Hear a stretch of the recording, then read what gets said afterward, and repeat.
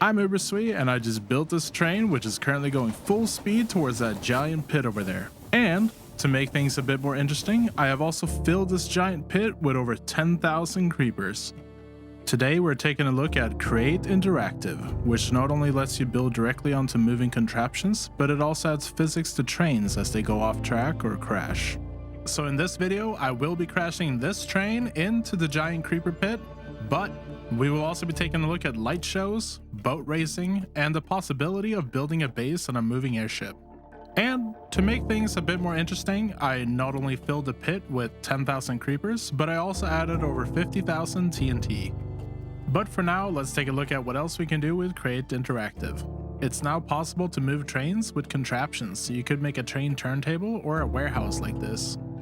But what about something more useful? In theory, you could put an iron farm on a train along with everything else you would need to make and lay train tracks. However, such a train might be a bit destructive towards the beauty of the Minecraft world. So instead, I tried to think of something more useful and realized a lot of worlds end up with a lack of mobs as they only spawn when chunks generate. So what about a train that repopulates the world with friendly creatures? This train could easily have a working wheat farm, and then wheat could be used to feed sheep and cattle to let them breed on the train.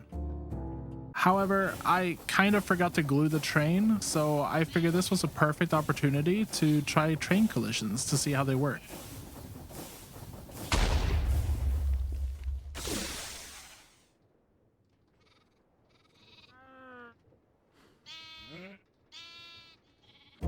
After a bit more work, I had a working train concept. I did use a creative crate for the wheat, but in theory the wheat farm should work for something like this. And there you can see baby cows falling off the train. I realized the train probably works a little bit better if I drove slower, but there you have it. We successfully made a train that will repopulate the world. Now, I have this giant airship from a previous video, but I never spent the time to glue it. And for this video, I spent hours trying to get it glued so that I could turn it into a contraption. I tweaked the settings to allow me to assemble it as a train, however, the results would never really turn out right.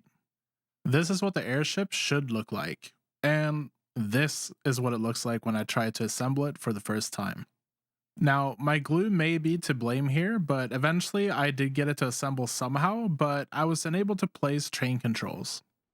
I spent a lot of time trying to get this to work somehow, but I couldn't get the train controls to work. If you know what I'm doing wrong, please do leave a comment or join my Discord where you can discuss it with me directly. For now, we'll take a break from airships and come back to that later in the video. Now, let's take a look at building rams for boats using Create Interactive. We can do this using mechanical bearings connected to some blue eyes.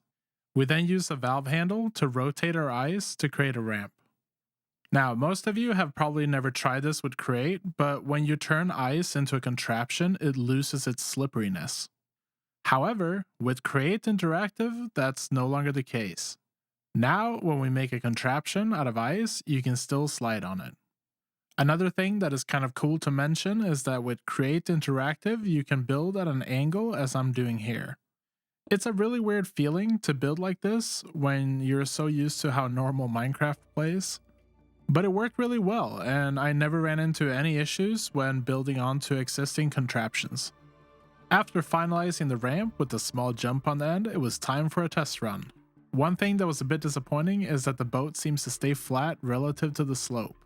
However, it's better than normal Create where you just get stuck on the slope like this. Next, I tried using beacons to create some kind of light show. Create Interactive allows you to move the beacons while the light beams remain on, allowing you to make a laser show like this.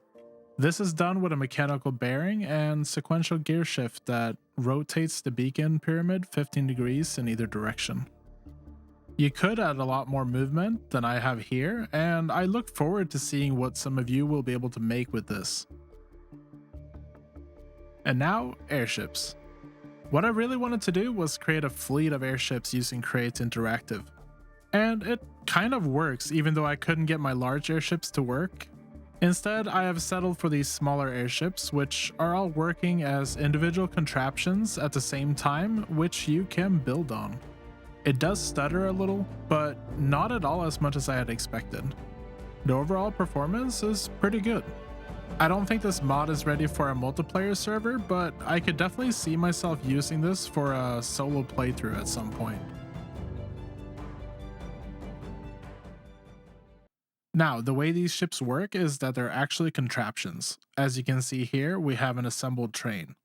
Then I'm using invisible train casings and phantom rail from the Create Steam and Rails mod to make the rail invisible.